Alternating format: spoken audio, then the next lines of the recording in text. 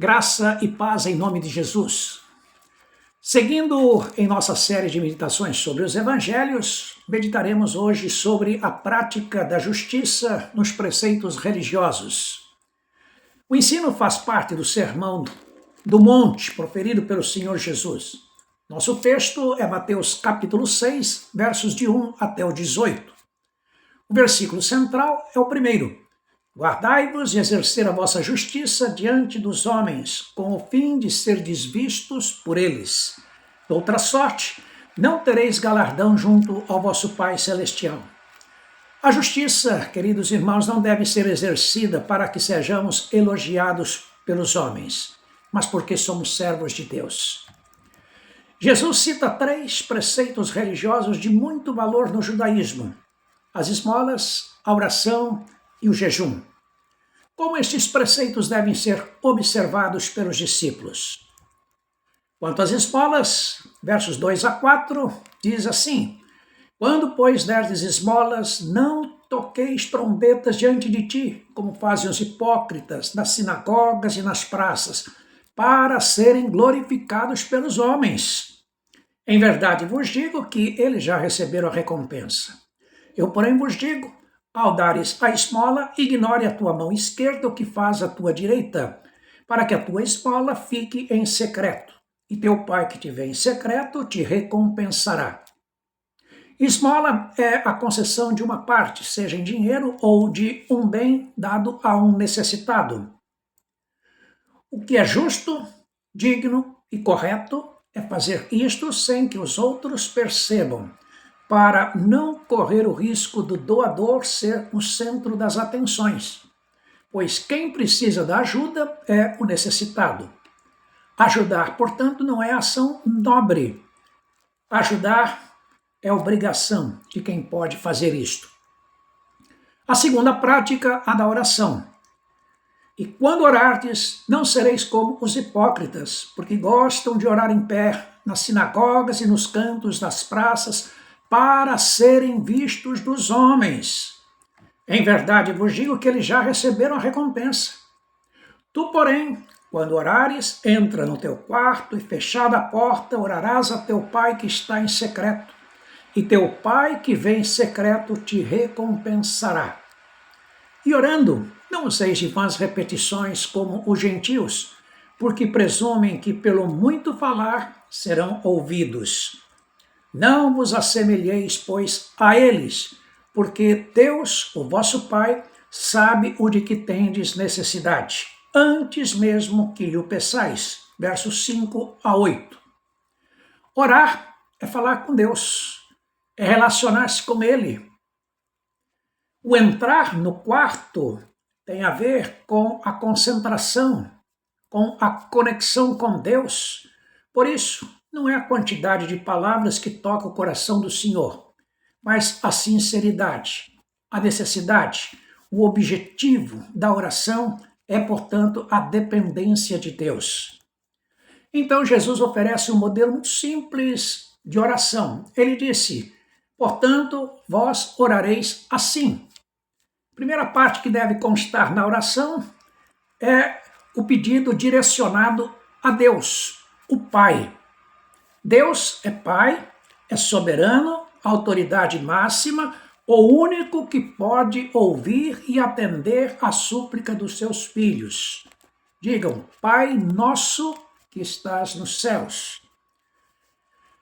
A segunda parte, com qual atitude devemos orar? Santificado seja o teu nome.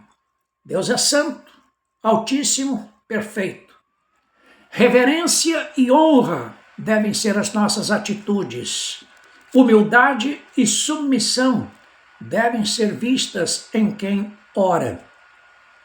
A terceira parte, o que se deve buscar na oração?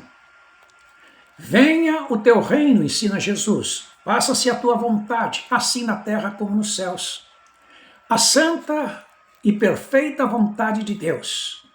O reino é o seu controle, o domínio sobre toda a vida.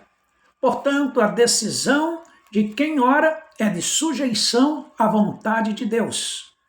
Indica Quem é a autoridade que deve prevalecer? Venha o teu reino. Quarto lugar, o que pedir em oração? Nesta oração do Pai Nosso, 3 coisas são ensinadas. Primeiro, a respeito do pão.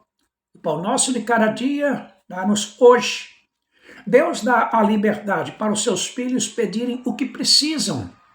A figura do pão indica a necessidade real, básica para a nossa subsistência. A expressão cada dia aponta não só para a periodicidade da oração, mas para a suficiência daquilo que pedimos. Deus quer nos dar o pão a cada dia.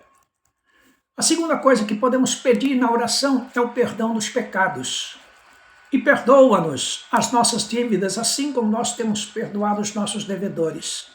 Esta também é uma necessidade básica. A misericórdia divina, a sua complacência, porque erramos muito. Erramos a toda hora. Jesus vincula o perdão divino ao perdão fraterno, na medida em que ensina sobre a expectativa que devemos ter. Se perdoamos aos outros, muito mais podemos esperar o perdão divino aos nossos erros. Mas se recusamos perdoar o próximo, como queremos que Deus nos perdoe? É claro, Deus é santo, é bondoso, é perdoador, mas Ele quer que façamos o mesmo com o nosso próximo. Versos 14 e 15.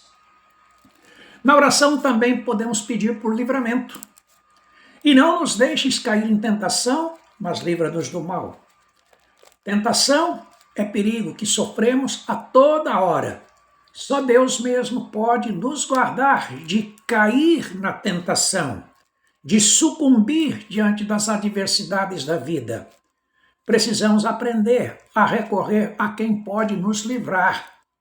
Não nos deixes cair em tentação, mas livra-nos do mal.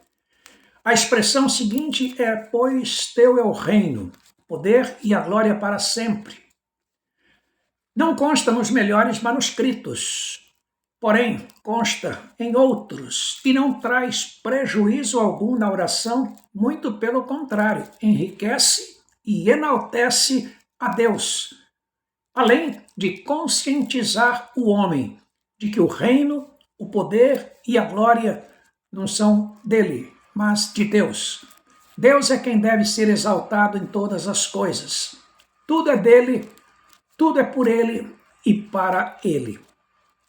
A terceira prática é quanto ao jejum. Quando jejuardes, não vos mostreis contristados como os hipócritas, porque desfiguram o rosto, com o fim de parecer aos homens que jejuam. Em verdade vos digo que eles já receberam a recompensa. Tu, porém, quando jejuardes, unge a cabeça, lava o rosto, com o fim de não parecer aos homens que jejuas, e sim ao teu Pai que te vê em secreto. E teu Pai que vê em secreto te recompensará. Versos 16 a 18. O jejum é a renúncia de uma necessidade básica, como o alimento, para buscar algo maior. É mais importante do que o material, porque trata-se de um favor divino que liberta, que socorre, que consola e que dá vitória. Os hipócritas jejuam para mostrar aos outros a sua espiritualidade, a sua devoção, a sua piedade, mas é um fingimento, porque não é verdade. Ele quer parecer aos homens que são mais espirituais do que os outros. Agora, diante de Deus, não tem como esconder nada. Ele conhece a todos nós profundamente, intimamente. Então, quando jejuarmos, devemos nos humilhar, contristar e prostrar, não para merecer a sua graça, mas como sinal de dependência e de confiança dele. Que Deus tenha misericórdia de nós. Davi orou: eu sou pobre e necessitado, porém o Senhor cuida de mim. Salmo 40, verso 17. É assim que devemos agir em relação às esmolas, às orações e aos jejuns que fazemos. Jamais